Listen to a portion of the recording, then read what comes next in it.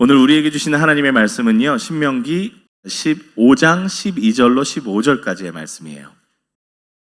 신명기 5장 12절로 15절의 말씀, 우리 4절의 말씀입니다. 우리 다 같이 한 목소리로 합독해서 읽겠습니다. 시작.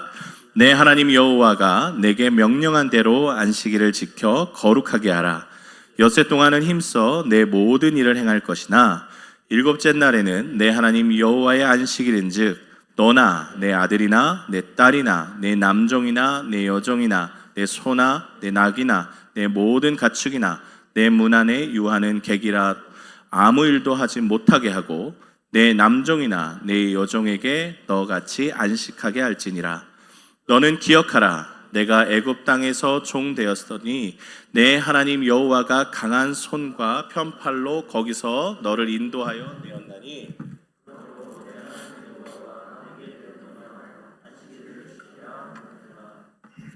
아멘. 오늘 말씀은요, 여러분 안식일의 말씀이고요, 신명기의 오늘 마지막 말씀입니다. 여러분 이 십계명이라는 하나님께서 허락하여 주신 큰 계명은 두 곳에 기록이 되어 있습니다. 첫 번째는 출애굽기에 기록되어 있고요, 또 한 곳은 오늘 우리가 읽은 신명기에 기록이 되어 있어요. 두 곳에 기록되어 있습니다. 이 두 곳에 기록되어 있는 이 십계명을 비교를 해보면 그 단어나 아니면 이 글자가 좀 다르긴 하지만 의미적으로는 하나도 다르지 않습니다. 똑같아요.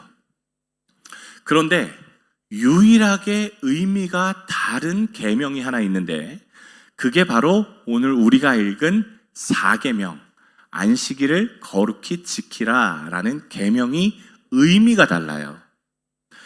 자, 여러분 이제 성경을 피실 수 있는 분은 피시고요, 주보에도 기록해 놨어요. 두 안식일 계명 중에 의미를 제가 기록한 구절을 주보에 기록해 놨는데요, 출애굽기 20장과 신명기 5장에 기록되어 있는 4계명 중에 왜 안식일을 지켜야 하는가에 대한 이유가 다르다는 것을 여러분 눈으로 확인하시면 좋겠어요.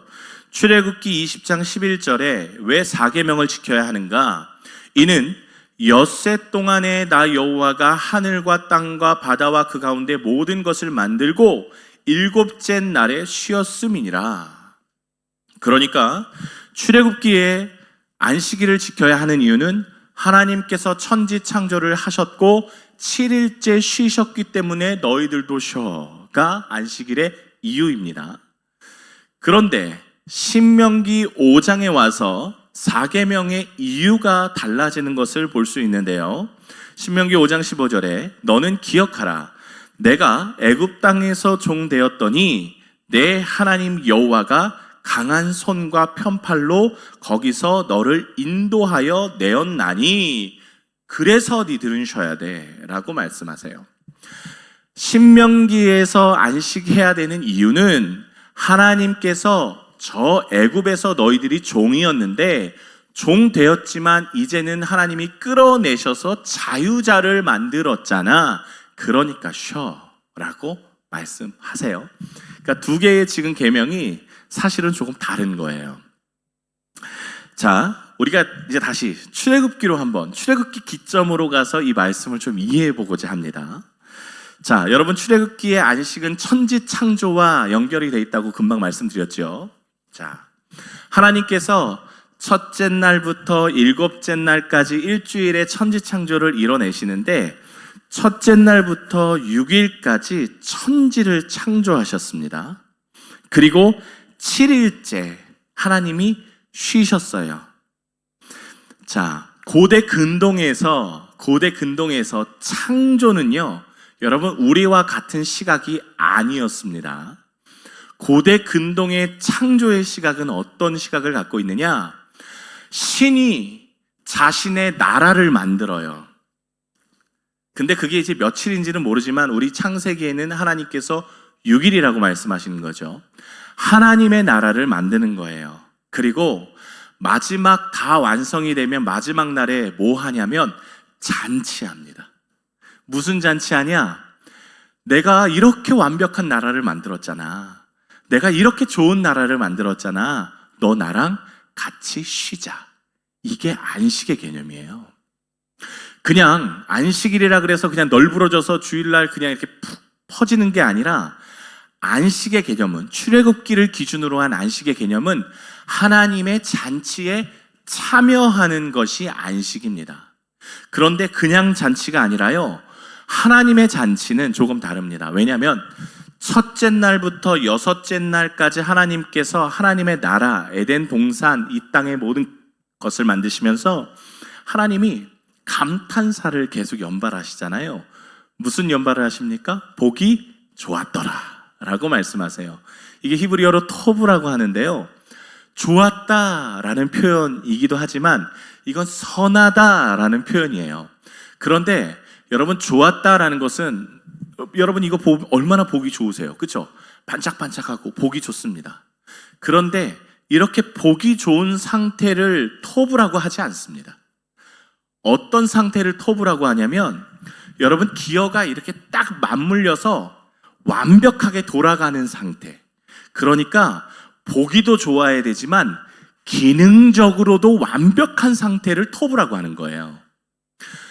하나님이 천지를 만들어 놓으시고 쫙 펼쳐진 광경이 너무 보기 좋아 라고만 하신 게 아니라, 이 모든 것들, 하늘에 있는 모든 것, 땅에 있는 모든 것, 하물며 바다에 있는 것, 눈에 보이지 않는 것도 완벽하게 톱니가 맞춰져서 돌아가는 세상, 이걸 보고 하나님께서 보기 좋다라고 말씀하셨어요. 제가 강조하는 건 이거예요. 완벽하다는 거예요. 완벽합니다. 하나님이 완벽하게 만드셨어요. 자, 하나님께서 이렇게 만들어 놓으시고요, 인간과 교제하기를 원하세요. 7일째요. 하나님께서, 자 이제 상상입니다. 제 상상이에요. 하나님께서 딱 만들어 놓으시고 이거 보기가, 혼자 보기 너무 아까우신 거예요. 그래서 야 아담아 잠깐 일로 와봐. 그러더니 아담의 어깨를 툭 감싸 안으시면서, 야 저기 봐라, 너무 잘 만들지 않았냐? 하나님 스스로 잡벅이 되시는 거죠. 야야야 아담아 저거 봐라. 야야야야 노을 봐라. 야 얼마나 멋있냐? 야 아담아 저 동산 중앙에 생명나무 좀 봐봐. 너무 멋있지 않냐? 나 너무 완벽한 것 같아. 이렇게 이야기하셨는데, 아담이 갑자기 팔짱을 딱 끼더니 이렇게 이야기하는 겁니다. 하나님은 약간 디테일이 부족하세요. 생명나무 중앙에 생명나무와 선악을 알게 하는 나무가 있는데, 하나님 보세요. 생명나무 열매가 동상 중앙이 아니라 약간 한 2m 정도 지금 틀어졌잖아요. 그래 놓고 아담이 삽을 가져오더니 생명나무로 옮겨 심습니다. 여러분 이 행동이 뭘 말하는 걸까요? 만약 아담이, 이런 일은 없지만 아담이 만약에 하나님이 완벽하다라고 일을 끝내셨는데, 아담이 그거 완벽하지 않아요, 하나님 제가 조금 손 댈게요 라고 하는 이 행동이 어떻게 느껴질까요? 이렇게 행동하는 것이 하나님의 완전함을 거부하는 행동이지요. 이게 그래서 바리새인들이 이 생각을 갖고 있었어요. 여러분 이 출애굽기에 대한 10계명, 4계명을 지금 제가 말씀드렸는데요. 예로 이 시점을 가지고 제가 한번 읽어드리는 말씀을 바라봐 주세요.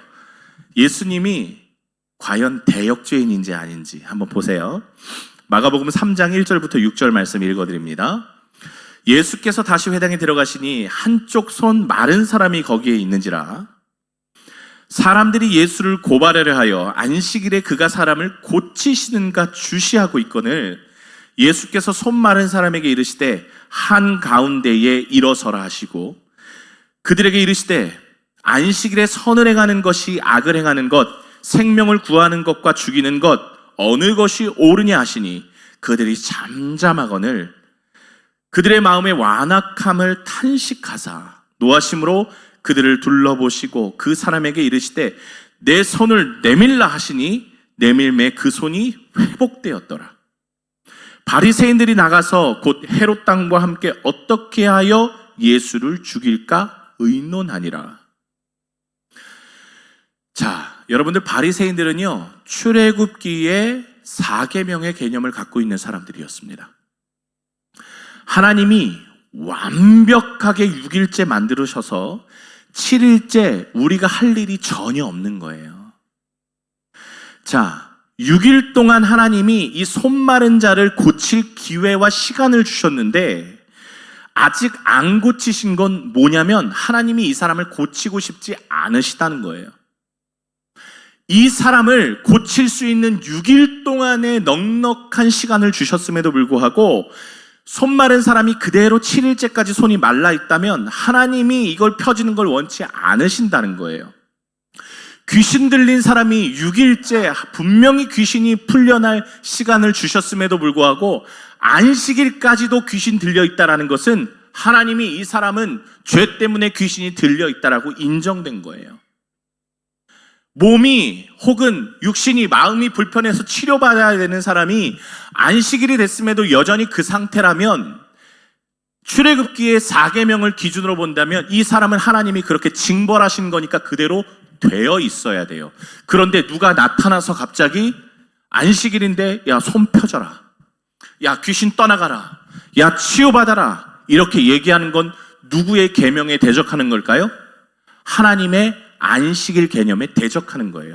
그래서 오늘 바리새인들이 이 사건을 기준으로 예수를 죽일까 의논합니다. 왜요? 이게 신성모독의 행동이었기 때문입니다. 하나님은 완전하신데 왜 저 예수라는 청년이 하나님의 완전을 깨? 하나님은 완전하신 분인데 도대체 저 사람이 뭐기에 아무리 능력이 많아도 그렇지 안식일을 왜 범해? 라고 예수님을 죽이려고 지금부터 달겨들기 시작하는 게 신성모독죄를 씌워졌기 때문에, 예수님이 그런 행동을 하셨기 때문이에요. 여러분, 우리는요 이미 이 출애굽기 4계명을 겪은 바 있는 사람들입니다. 여러분, 말씀드려 볼까요? 여러분, 여기 계신 분들은, 이제 젊은 분들은 해당 사항이 안 되겠지만 저보다 나이가 조금 더 있으신 분들은 해당 사항이 있으실 거라고 봐요. 여러분, 주일날 슈퍼에 가서 음식을 사실 수 있으셨습니까? 없으셨습니까? 네, 다들, 네. 여러분, 주일날 혹시 그 돈 쓰시는 게 자유로우셨던 분들입니까? 거의 대부분 아니었을걸요? 우리 우자매는 거의 뭐 상상도 못할 일이라고 지금 생각하는데, 주일날요, 저는 아니었습니다. 주일날, 저보다 조금 나이 많으신 분들은 주일날 결코 돈을 쓸 수가 없었어요. 왜요? 왜일까요? 어디 주일날 돈을 써? 교회 다니는 사람이 교회 앞에 식당을 이용하는 거? 아유, 불가능한 일이었습니다. 왜요? 안식일이잖아요. 안식일에 교회 사람들이 어떤 식당으로 몰려간다. 그러면 그 식당은 안식하지 못하고 일하게 만들잖아요.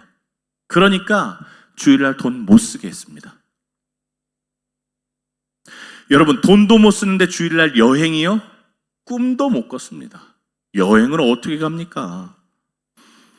그래서 과거에 이러한 신앙생활의 경험을 가진 분들은 주일날이 기쁜 날이기보다 약간 억압된 날로 다가오는 경향이 있습니다. 괴로운 날인 거예요. 근데 저 때는, 저 때는 80년대까지는 어머니께서 500원을 주시면서 500원은 헌금하고 500원은 과자 사 먹어. 그래서 주일날이 굉장히 즐거운 날이었거든요. 자, 이제 신명기에 기록되어 있는 4계명으로 한번 바라볼게요. 자, 출애굽기는 이제 잠시 머물러 두시고요. 신명기의 4계명은 종이었던 애굽에서 살았던 그 환경 가운데 하나님이 끄집어 내시면서 구원의 초점을 맞춘 4계명이에요. 자, 여러분, 종인데 쉼이 있었을까요? 쉼 없었습니다. 종은요, 그냥 일하다가 일터에서 죽는 거예요. 그게 운명입니다. 자, 쉬는 날 없고 쉬는 거 불가능한 이 사람들에게, 애굽 사람에게 이제 종되었던 사람, 이 이스라엘 사람들에게 니들은 이제 종이 아니야 하고 끄집어내셨어요. 그리고 쉼이라는 걸 허락해 주십니다.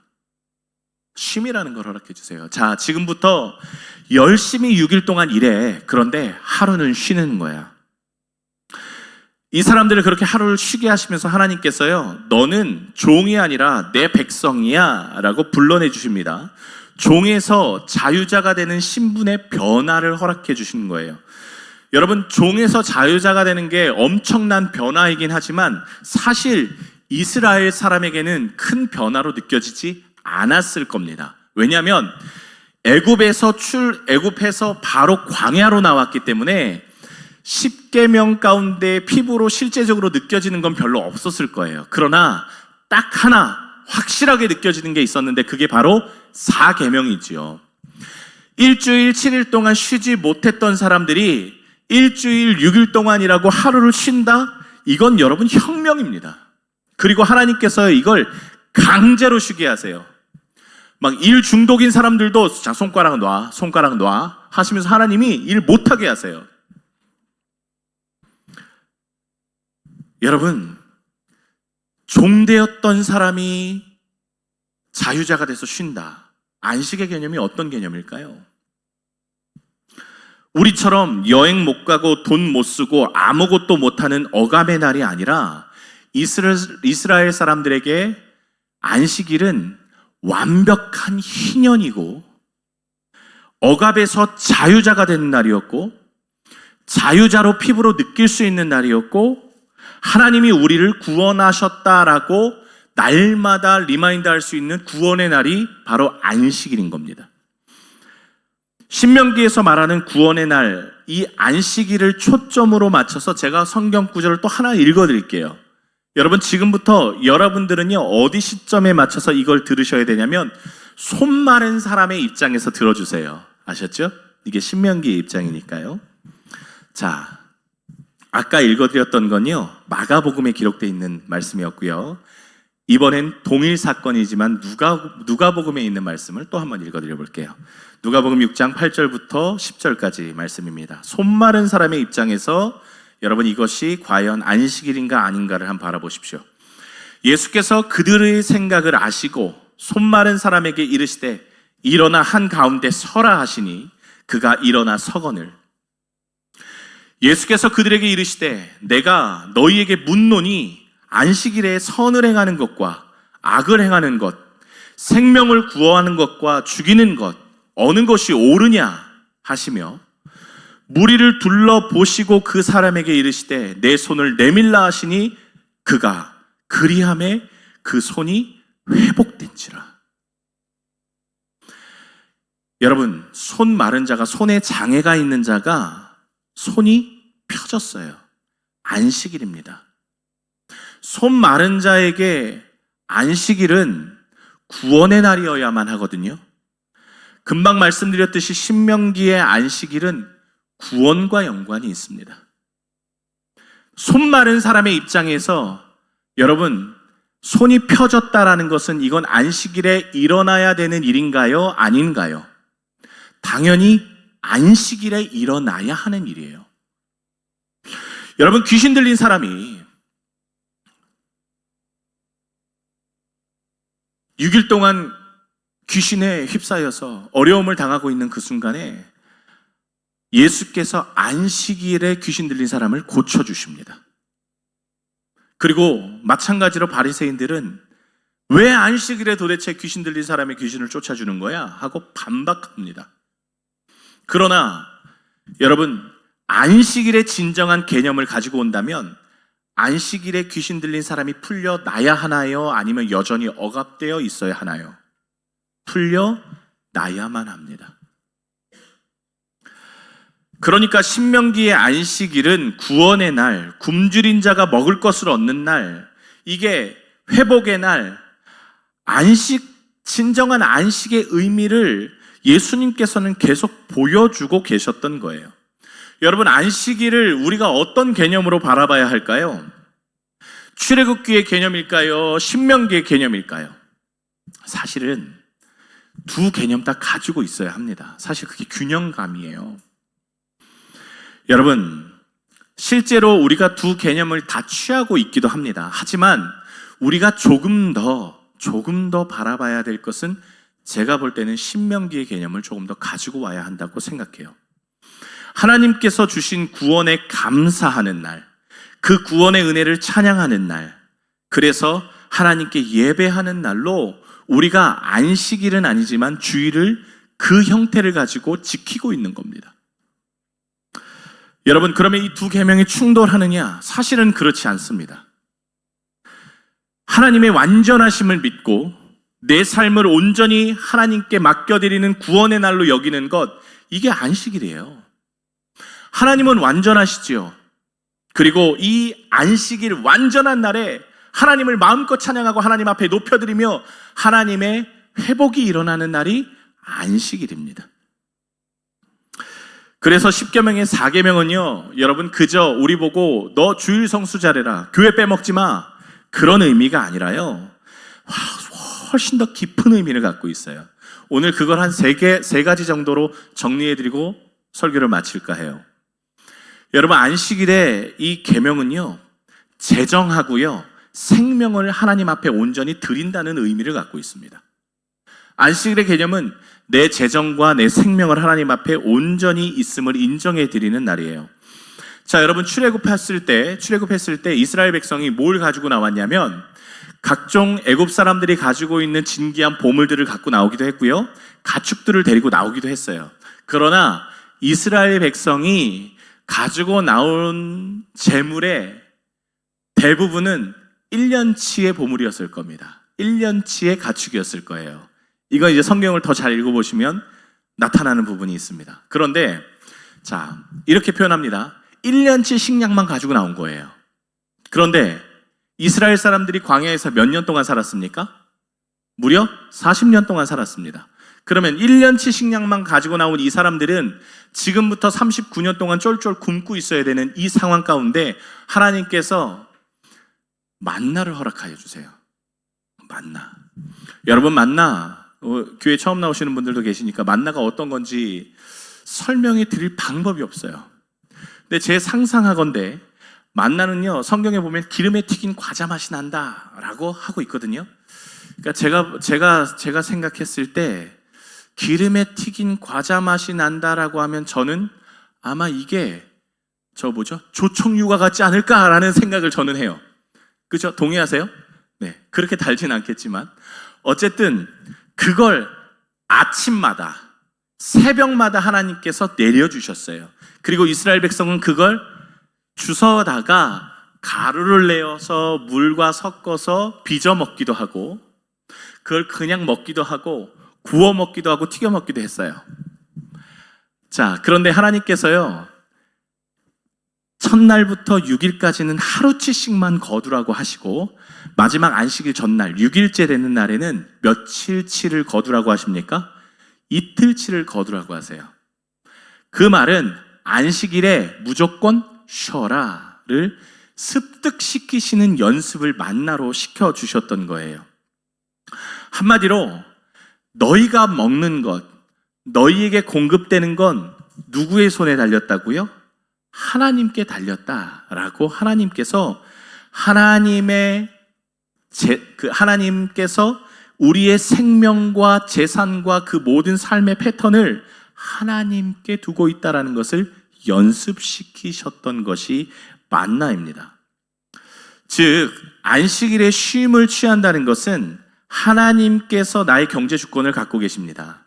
하나님께서 나의 생명을 책임지고 계신 분입니다. 그것을 하나님이 책임지시겠다라는 의미로 4계명을 주신 거예요.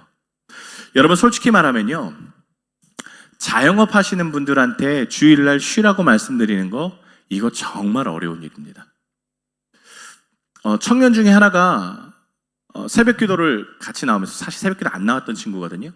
새벽 기도 나오면서, 목사님, 제가요, 이 친구 굉장히 똑똑한 친구인데 하나님이래. 목사님, 제가요, 직장을 위해서 기도하고 있습니다. 그래서 야, 그럼 너 잘됐다. 너 나랑 새벽 기도하자. 그리고 새벽 기도를 한 1년 동안 했던 친구가 있습니다. 그리고 어디 들어갔냐면 삼성에 들어갔어요. 그런데 여러분, 삼성에 계셨던 분들 아시죠? 주말에도 회사 나오라고 합니다. 주말에도 회사 나와. 이 친구의 기도의 제목이 바뀌었습니다. 직장을 잡는 걸로 기도 제목을 삼았던 친구가 반대로 직장 때문에 기도하기 시작했어요. 성경에 보면 안식일을 그렇게 지키라고 했는데 안식일을 맨날 빼먹기도 하고 어렵다라고 하는 거예요. 그래서 저한테 또 1년 만에 다른 기도 제목을 갖고 와서 이야기합니다. 목사님, 직장은 잡혔는데 교회를 못 나와요. 어떻게 해야 됩니까? 제가 뭐라고 대답했을까요? 뭐라고 대답하면 좋을까요? 야, 삼성이잖아. 야, 삼성 다니면 그 정도는 대가 지불을 해야지. 너 연봉 얼마야? 그래서 저의 한 4배를 이렇게 막 부르더라고요. 그러면 야, 안식일이 문제가 아니라 야, 그냥 다녀야지. 이렇게 얘기했을까요? 목사가요? 목사의 자존심을 세우고 이렇게 얘기해 줬습니다. 그만둬. 그 친구가 그만뒀을까요? 안 그만뒀다고요? 그 친구 그만뒀을까요? 안 뒀을까요? 그만 안 뒀어요. 지금도 다니고 있어요. 지금도. 다만 이 친구가 지혜를 구하더라고요. 하나님께. 그리고 안식일이라고 여기는 주일을 잘 지키는 방법을 찾게 되더라고요. 자, 제가 그냥 우스갯소리로 하는 이야기지만 하나님께 우리의 생명과 주권이 있다라는 것을 보여드리는 계명이 4계명이에요. 그러나 이건 이제 조금 자영업자 하시는 분들하고는 또 달라요. 자영업 하시는 분들은 본인에게 결정 권한이 있잖아요. 그래서 전 쉬시라고 말씀드립니다. 쉬세요, 그건. 왜 그렇게 말씀드리느냐? 그렇게 안 하면 절대 지킬 수가 없어요. 자, 보세요. 생명과 재정권을 하나님이 가지고 계시다. 두 번째 안식일의 의미는 뭐냐면요, 복의 통로가 되라고 하는 하나님의 명령이 들어가 있어요. 자, 14절의 말씀인데요, 한번 같이 읽어봤으면 좋겠습니다. 14절, 신명기 5장 14절의 말씀. 자, 같이 읽겠습니다. 시작. 일곱째 날에는 내 하나님 여호와의 안식일인즉 너나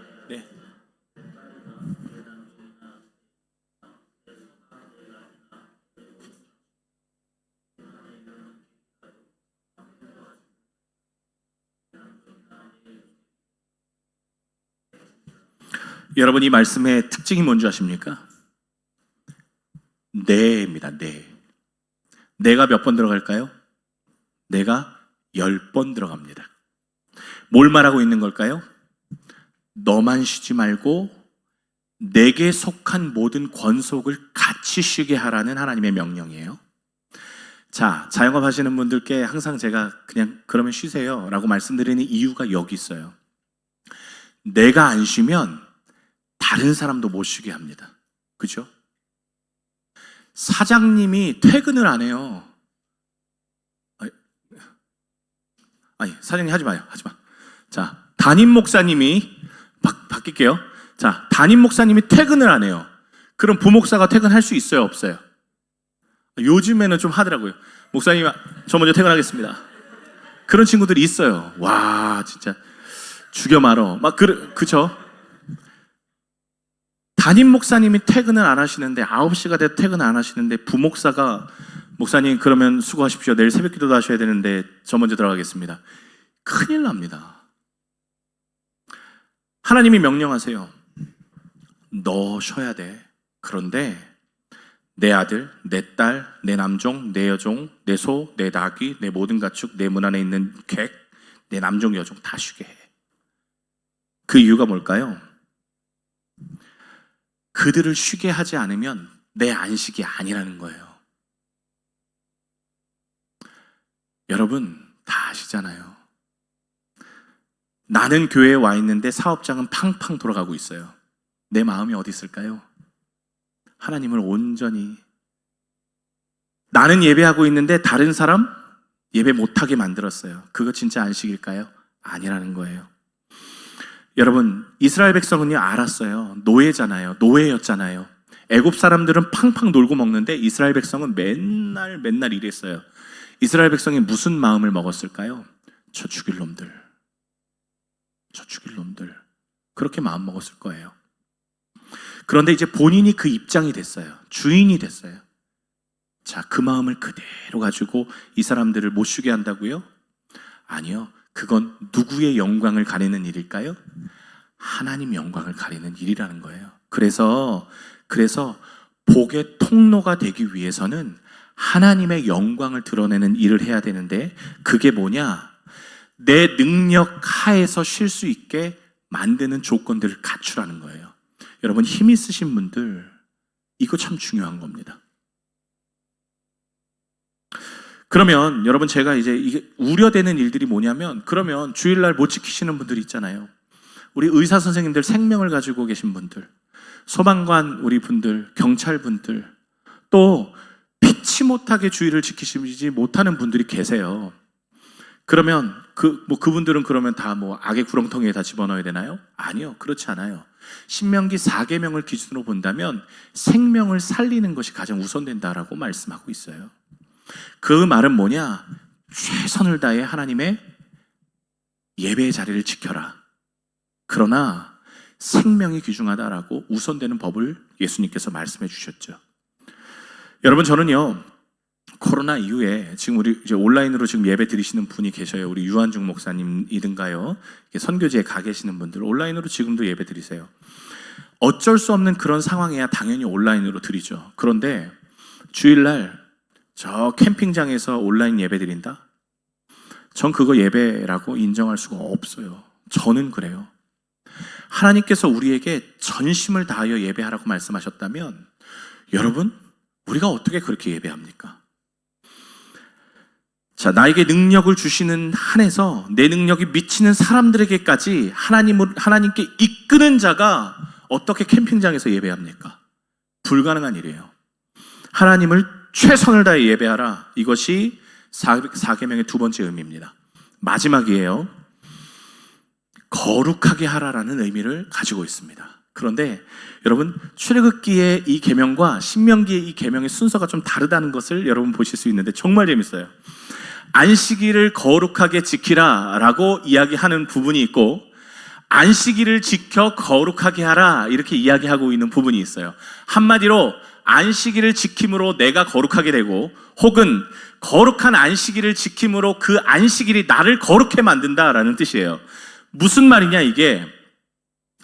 여러분, 그 안식일을 지킴으로 내가 거룩하게 된다, 경건하게 된다라는 뜻을 갖고 있는데요, 성경에요, 거룩하고 원어가 같은 게 경건이에요. 여러분, 내가 거룩하게 구별되고 내가 경건하게 된다라는 것을 가장 쉽게 드러내는 방법이 뭘까요? 헬라어로요, 거룩과 경건은요, 행동주의적인 단어거든요. 그래서 거룩하다, 헬라어로의 거룩하다, 경건하다라는 것은 두 가지를 하는 것을 말해요. 첫 번째, 하나님께 예배하는 것. 두 번째, 잘 헌신하는 것. 이 두 가지를 하면 거룩하다라고 표현했어요. 그러면 여러분, 어떻게 하면 우리가 거룩해질까요? 예배함으로 거룩해지고요, 경건하게 나아가는 건 순종함으로 경건해집니다. 그러니까 내가 거룩하다라는 것을 쉽게 드러낼 수 있는 방법은 예배와 경건, 순종이라고요. 자, 쉽게 설명해 드릴까요? 여러분, 지금 제가 나아가서요, 아무나 붙잡고 저는 크리스천입니다, 저는요 예수 믿는 사람입니다, 이렇게 얘기하면요, 미친놈 아니야? 그럴 거예요.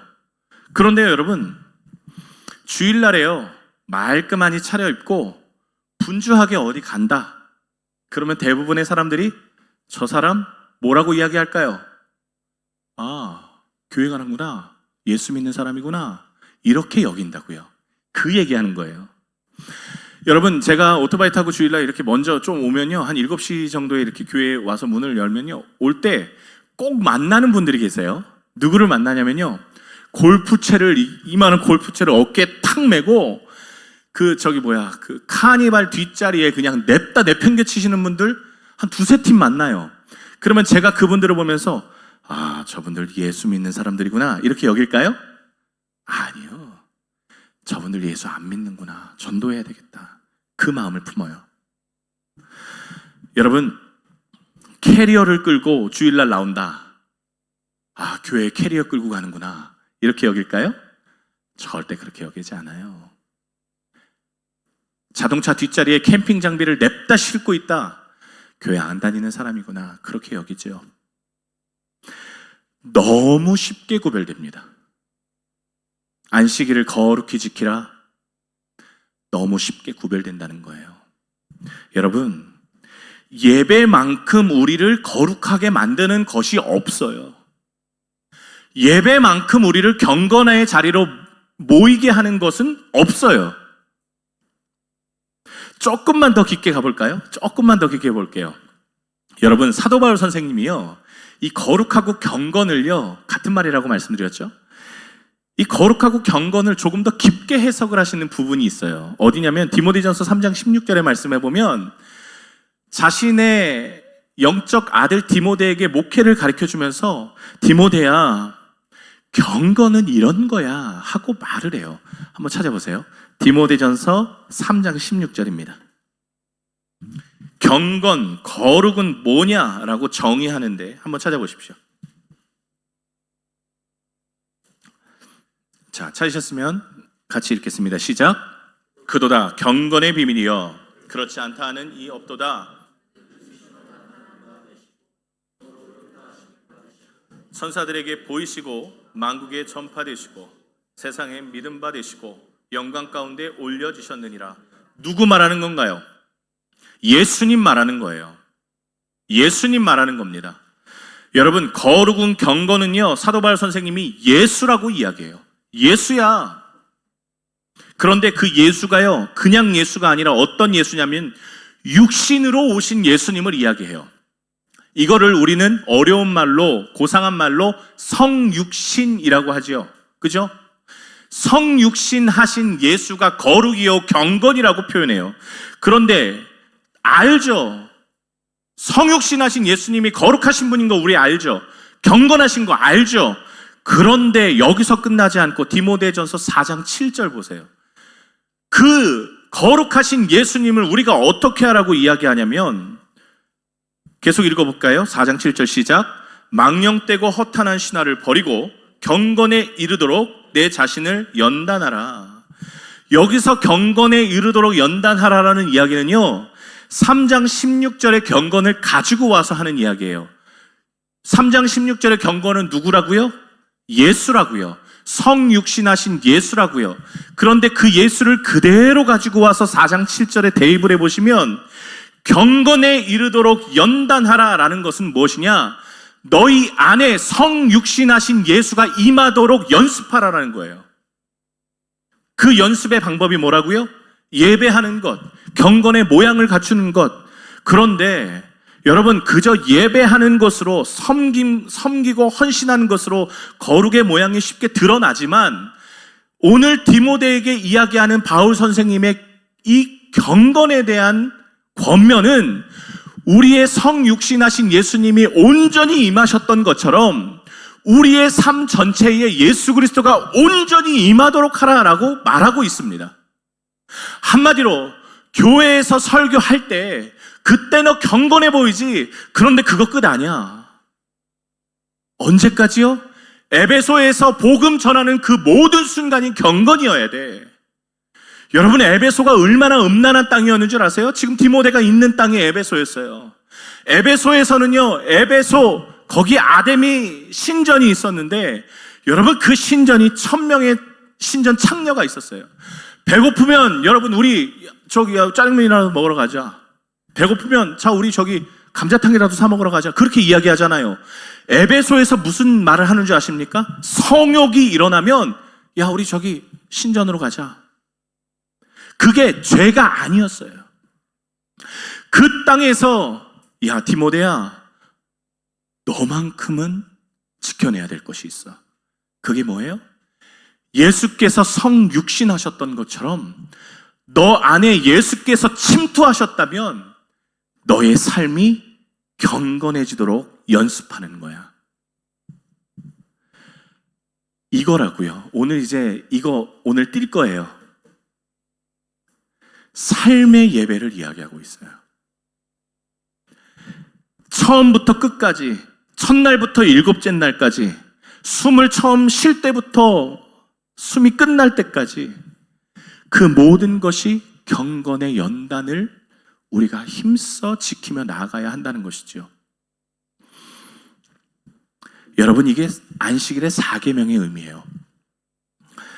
오늘 우리 이수진 집사님 기도하시면서 그렇게 기도하셨던 것이 기억이 나요. 하나님, 부단히 하나님의 말씀, 하나님의 뜻대로 살기를 원했는데 하나님 그렇지 못했다고 기도하셨죠. 사실 우리가 경건의 연습을 할 때요, 부단히 살아가려고 하지만 살 수가 없어요. 그렇죠? 여러분, 경건의 연습을 한다고 해서 우리가 살아나갈 수 있나요? 힘이 있나요? 사실 우리에게는 힘이 없어요. 그런데 사도 바울 선생님이요, 디모데에게 가장 많이 하는 말이 에베소서에 기록되어 있어요. 디모데 전후서에 기록되어 있어요. 뭘 가장 많이 하는 줄 아십니까? 뭘 가장 많이 권면하는 줄 아십니까? 예수님 안에서 해야 된다를 권면하세요. 예수님 안에서. 정말 에베소서, 디모데 전후서, 디도서도 마찬가지고요. 정말 사도 바울이 이에 피가 나도록 이야기해요. 예수 안에서 하는 거다. 디모데야, 너는 그런 힘 없지. 맞아. 그런데 예수님 안에서는 가능하다. 여러분, 성육신하신 예수님께서 우리의 마음에 그렇게 찾아오셨어요. 여러분, 이길 힘 있으세요? 내 육신의 정욕을 이길 힘이 있으세요? 없죠. 그런데 예수님이 찾아오시면, 예수님의 능력 앞에 굴복하면 여러분, 그 안에서 가능한 일들이 생겨납니다. 여러분, 안 끊어지는 죄들 있죠. 해결 못하는 문제들이 분명히 있습니다. 안식일을 거룩히 지키라? 이거 그냥 주일 성수 열심히 하라? 그런 말 아닙니다. 끊어내지 못하고 이기지 못하고 내 힘으로 불가능한 것들을 예수 안에서, 예수님의 능력으로, 예수님이 함께 살면서 예수님께서 내 인생을 이끌어 가시는 그 안식 안으로 들어오라는 이야기입니다. 사랑하는 여러분, 우리는 이거 고민해야 됩니다. 우리의 삶으로 어떻게 예수님을 드러낼까요? 정말 여러분, 정말 제가 부족해서 일어나는 일들이지만, 제가요, 혹시 저 오토바이 타고 지나가는 거 보신 분 계세요? 안 계시죠? 계시면 큰일 납니다. 오토바이 타고 저 지나가는 거 보시면 아마 웃고 있을 거예요. 이렇게 웃고요. 왜 웃을까요? 오토바이 타는 게 너무 좋아서. 그래서 웃을까요? 아니요, 그게 아니에요. 두려워서 웃어요. 뭐가 두려운 줄 아십니까? 야, 저거 호치민 신촌교회 목사인데 얼굴을 저렇게 찡그리고 다닌다고? 그 소리가 두려워서 웃어요. 나름 가면을 쓰는 거예요, 저 스스로. 어떻게 하면 예수님께 영광을 올릴까 하다가 선택한 방법 중에 하나가 그거였어요. 만나면 웃는다. 그리고 만나면 선대한다. 어려운 일을 당한 사람이 나에게 도움을 청하면 절대 거절하지 않는다. 그게 목회를 시작하면서 4계명에 연결된 제 결단이었어요. 어떻게 하면 내 삶 속에서 예수님이 드러날까요? 이제 나의 삶 속에서 예수님이 어떻게 하면 드러날까를 여러분 고민해 보시지 않으시겠어요? 말 한마디, 생각 하나, 눈빛 하나까지도, 여러분의 풍겨지는 이미지 하나까지도 삶의 예배로 드러나는 결단을 여러분 해보시지 않으시겠어요? 사도 바울이 디모데에게만 이야기했을까요? 경건에 연습해라. 예수께서 네게 임하신 그 연습을 해라.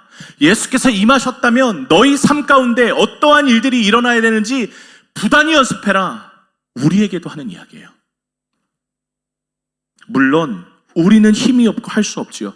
그러나 우리가 그럼 먼저 해야 될 것은 무엇이겠습니까? 예수님, 나 좀 도와주세요. 그렇게 고백하는 것이겠지요. 예수님, 내 삶에 아버지 하나님의 주권이 임하게 도와주세요. 말씀 마치겠습니다. 대림절입니다. 예수님이 다시 오시겠다라는 약속을 기다리는 주간이에요. 예수님이 오시는 때에 두려움을 가지고 계시는 분들이 계세요. 예수님이 오시면 내 죄가 다 까발려지겠다.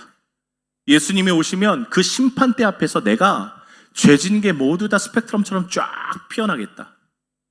그런데 저는 제가 지금까지 성경에서 찾은 예수님은요, 우리를 너무너무 사랑하시는 예수님이었어요. 그래서 재림으로 오신 예수님이 우리의 죄를 모든 사람 앞에서 까발린다고요? 저는 그런 예수님이 아니실 거라고 확신해요. 오히려 그 죄를 다 가리시는 분이라고 저는 확신해요. 뭘로요? 예수의 피로 다 가리시는 거예요. 그리고 판결하시는 하나님 앞에서 야, 윤상철 목사야, 네가 목사인데 그렇게 거짓말하고 그렇게 음란하고 그렇게 더럽게 살고 너 천국 가면 안 되겠다 라고 하는 판결을 내리시는 그 순간에 예수님께서 하나님, 제가 피로 다 가립니다. 그리고 마치 죄가 없는 것처럼 여기시는 분이 예수님이라고 저는 확신해요. 여러분, 그 예수님 앞에 좀 나를 던져보시는 건 어떠실까요? 그런 예수님 앞에 나를 온전히 좀 맡겨보시는 건 어떠실까요? 예수님이 우리 안에 계시면 우리의 삶은 바뀌지 않는 것이 기적입니다. 여러분의 삶의 예배가 온전히 펼쳐지시기를 주님의 이름으로 축복합니다. 예수님이 여러분을 지배하시기를 주님의 이름으로 축복합니다. 예수님이 여러분의 삶의 경건의 열매로 나타나시기를 주님의 이름으로 너무너무 축복합니다. 기도하겠습니다.